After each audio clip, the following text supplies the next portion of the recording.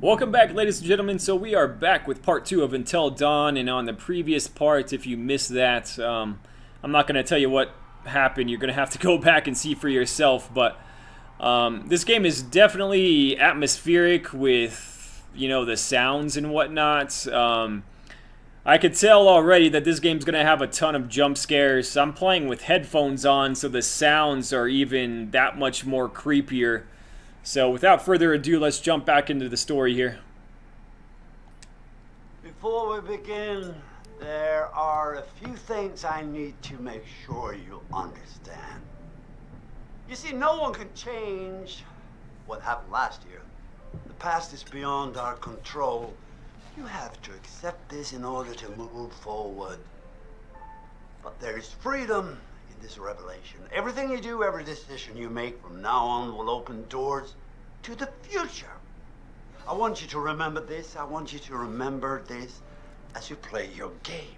Every single choice will affect your fate and the fate of those around you. So, you have committed to commence with this game. This is significant. And I want to help you see it through. Sometimes these things can be a little scary, even terrifying, but I'm here to make sure that no matter how upsetting things may get, you will always find a way to work through it. All right. We will start with a simple exercise. Could you please pick up a card? And I want you to look at the picture on the other side and tell me what you feel about it. It is essential that you answer honestly in order to get the most out of this experience. This is pretty awesome. If you guys don't know who that guy is,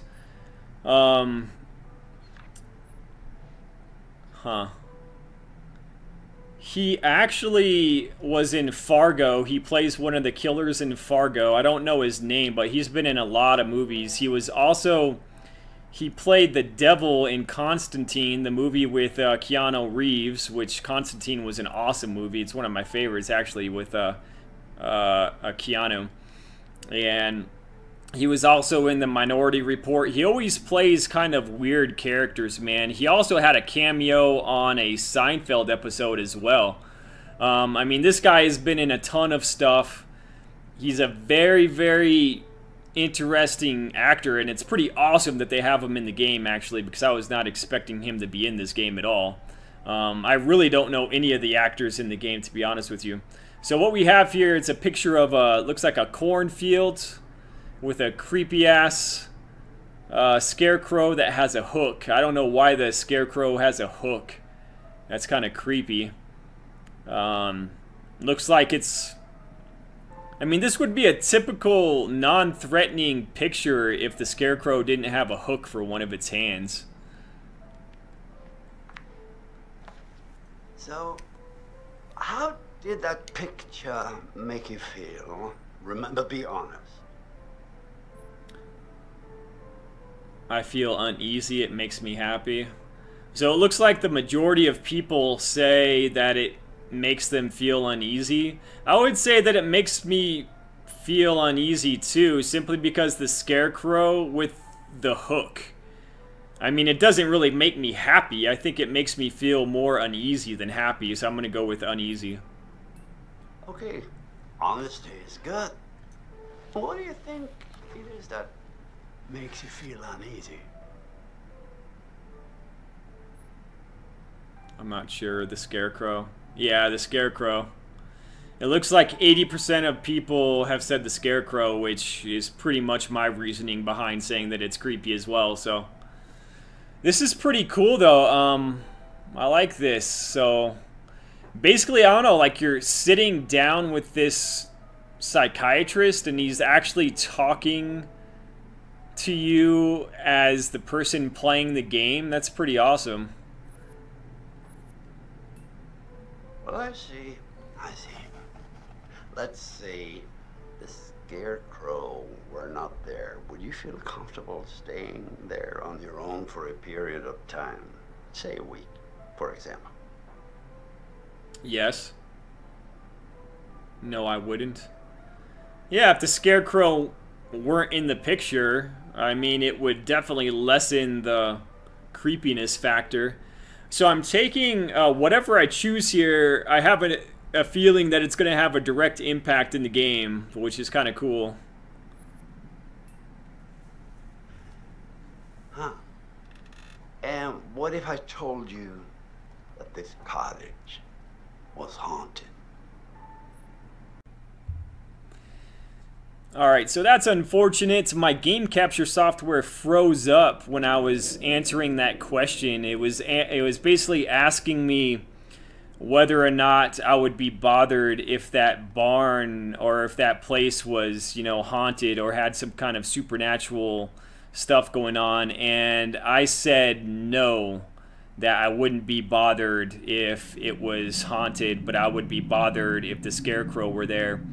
And the psychiatrist basically accused me of not being honest with him, and he kind of got all gruff with me. But honestly, that is my honest answer. Like, I would be more bothered by the physical appearance of that creepy-ass Scarecrow than I would about the possibility of that place being haunted. But that's just me.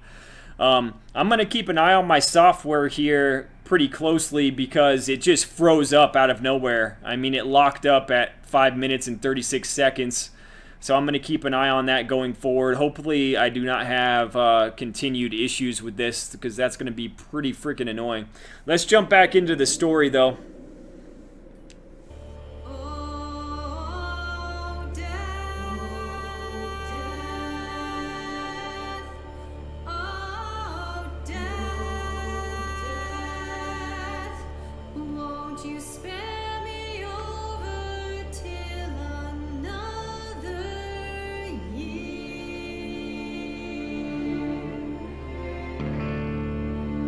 Alright, so this is a year after those two girls died, apparently.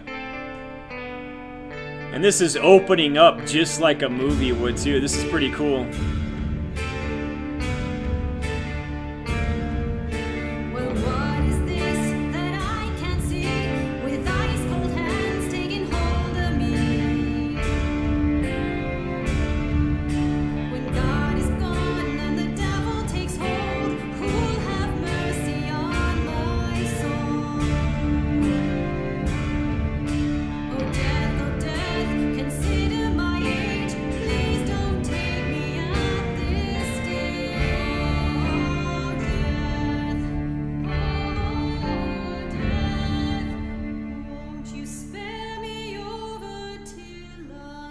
I'm not overly impressed with this opening song, though. The opening song kind of sucked, actually. Thanks for having me, Marty. Listeners, an update on Hannah and Beth Washington, the twins who are still missing. 1 year ago tonight, the Washington girls left the safety of their parents' lodge and headed out into a snowstorm. Foul play. Not officially, no. There is one individual we're considering as a person of interest, but his whereabouts are currently unknown. He has an interesting history with the Washington family. He had warned them against pursuing their construction project and claimed the land was sacred to his forefathers. You know, there is still the old sanatorium on the mountain. Could he be hiding there? My officers did search the grounds, but the girls themselves couldn't have made it that far. Something about that mountain seems to breed tragic events. More than you know, Marty. Well, thank you for joining us, Andy. With all the Washingtons tonight, their son Josh, on this, the anniversary of the mysterious disappearance of Hannah and Beth Washington. Alright, so those two girls that died were twins. Alright, let's do that again. They didn't really look like identical twins to me, though. Alright. Well, hello, friends and fans. It's beyond awesome to have you guys all back this year. First off, I gotta say, I am super excited to welcome all my pals back to the annual Blackwood Winter Getaway. Ah! So, let me just let you know, let's take a moment to address the elephant in the room for a second. I know you're all probably worried about me, and I know it's gonna be tough on all of us going back after what happened last year, but I just want you all to know, it means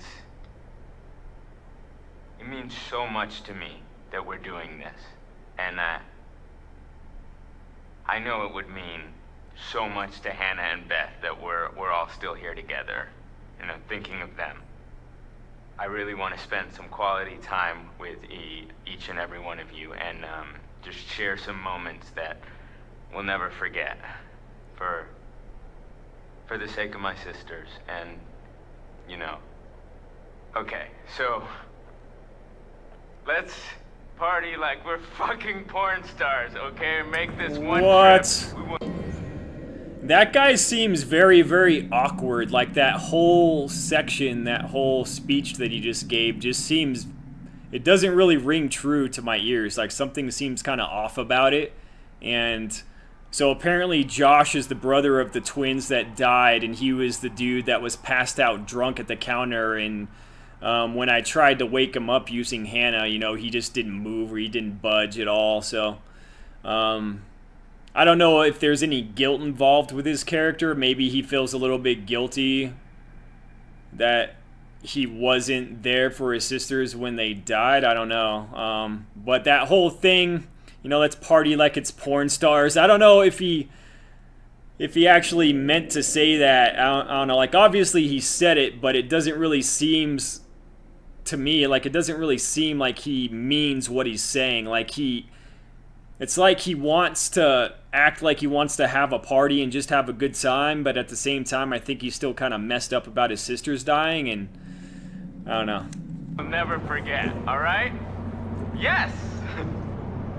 It just seems very fake and forced, man. That seems like forced enthusiasm to me.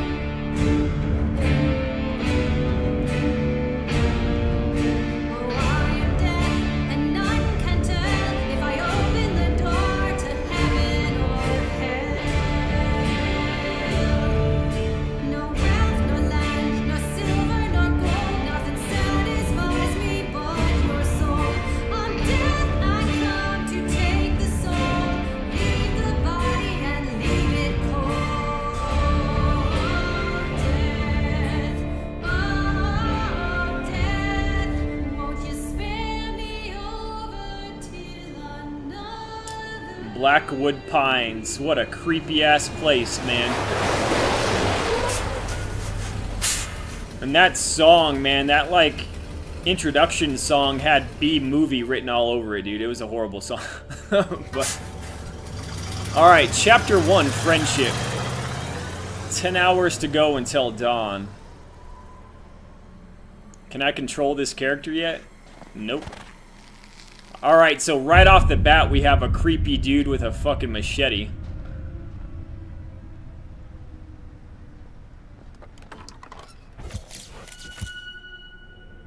Sam, Hannah's best friend. Considerate and adventurous.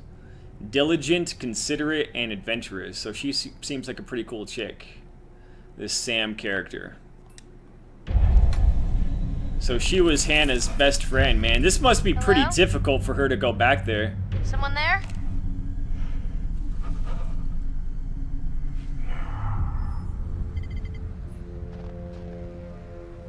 Alright, so now I can control Sam, it looks like. And there's some kind of creeper. Why doesn't she have a fucking flashlight, man? Come on. You can use the right stick to move the camera. So she could turn right or turn left. Doesn't look like there's anything to look for, though, so I'm just going to keep walking.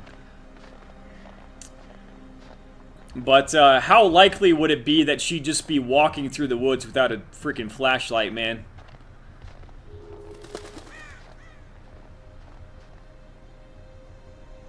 Objects that glint can be inspected. So I don't see any other objects, really, that we could look at besides what's posted on the gate. Looks like there's a note on the gate, so let's go investigate that.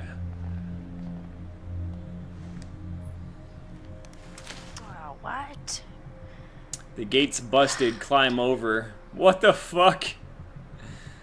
Well, that sucks if you're a girl and you have to climb over with a skirt on. Like, she's wearing a skirt, but at least she has leggings.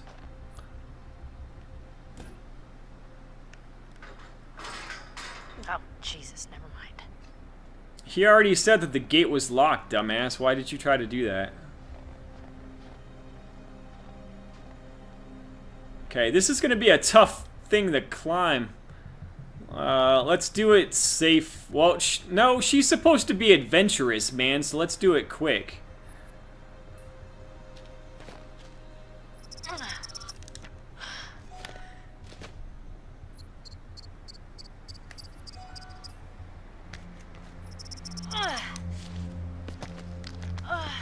Alright, so I was able to get through that section. Yeah, I mean, it said that she's adventurous, so she could probably handle climbing this wall quickly, you know? It's probably going to give me an option of jumping down or walking down the log. Nope, it's not. Never mind. Never mind. I got a little bit hasty there. Alright, so we got some creepers stalking her in the woods, and so we made it over the wall safely. I noticed that because I chose to climb the wall quickly, that the button presses were, you know, I had to press it like really quick. This is pretty cool, man. I love the atmosphere. Hey, little fella. You hungry? Huh? Ah, damn it. Hey, hey, hey. It's okay. That's it. Come on.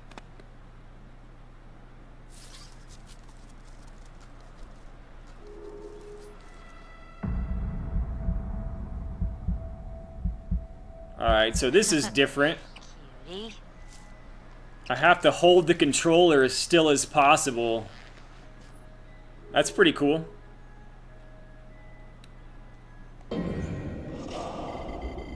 Alright, current objective. Head to the cable car station. Okay, so it looks like we have to take a cable car up to the cabin. So we could look at the butterfly effect. So looks like I have not made any butterfly effect decisions up to this point. And I have not found any clues. I wonder if I'm going to be able to find that phone that one of the twins dropped. I think Hannah dropped her phone when she was running. I wonder if I'm going to find that later.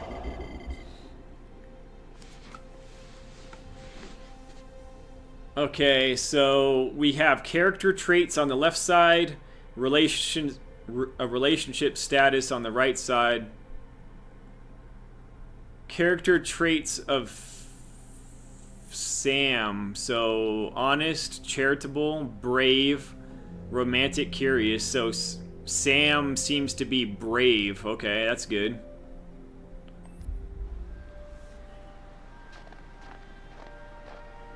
This is pretty cool. I mean, playing with my headphones on, like the crunching of the snow underneath her feet is pretty awesome.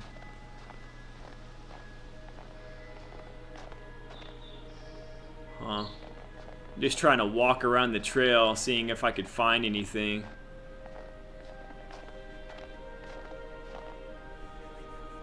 I think that's a totem on the ground.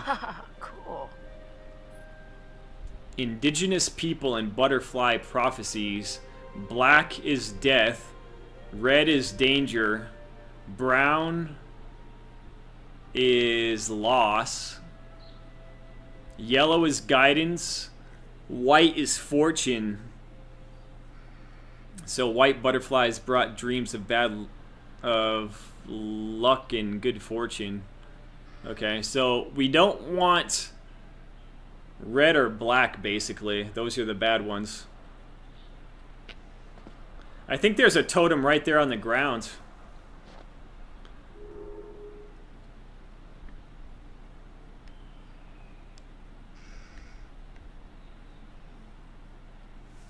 Okay. Let's see what color this is. So this is black.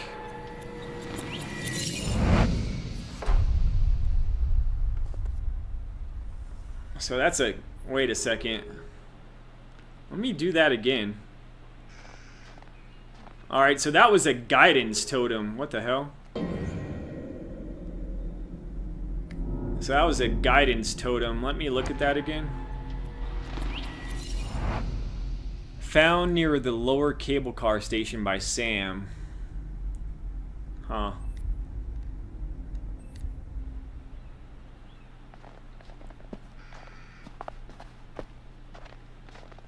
Alright, so we're at the cable car station. Looks like there's a backpack over there. Whose backpack is that? Chris? Huh. You here? Alright, so it looks like there's a few different ways I could go. I want to go check out that backpack first, though.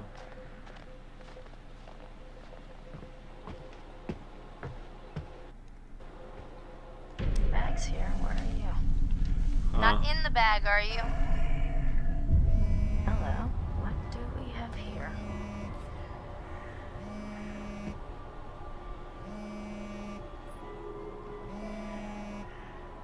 I'm gonna go ahead and I'm gonna snoop. Maybe I shouldn't poke around Chris's stuff. Oh shit! I meant to snoop. Chris? What the hell? Sam, hey, you made it. Chris has a crush on Ashley. Methodical, protective, and humorous. Oh, so I found something kind of amazing. What? I'm not gonna tell you. You gotta see for yourself. Come on, it's this way. Where? Damn it! Right around here. Gonna blow your mind. I meant to hit the snoop button, man. That sucks. Fuck you, man. I'm not going that way. I want to explore a little bit more. The past is beyond our control. Awesome. The past is beyond our control. Huh. That's not creepy at all. That's not really spooky, though. You know what I mean? The past is beyond our control. That's a true statement. Coming back up here after a whole year. Yeah, I swear the moment I got here, it just all came flooding back. Year goes All right. fast. Let's see if there's anything over here.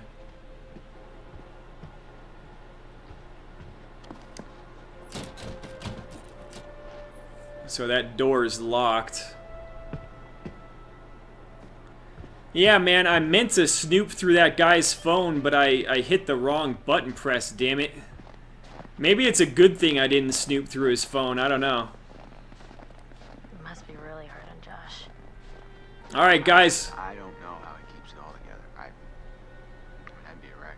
Well, Alright, let's go ahead and stop here, and we'll pick up right at this location when I come back. Thank you so much for checking this out. Feel free to comment down below. Let me know your thoughts on the game. And feel free to subscribe, hit that like button, and there'll be a little bit more content coming up on Until Dawn. Thank you.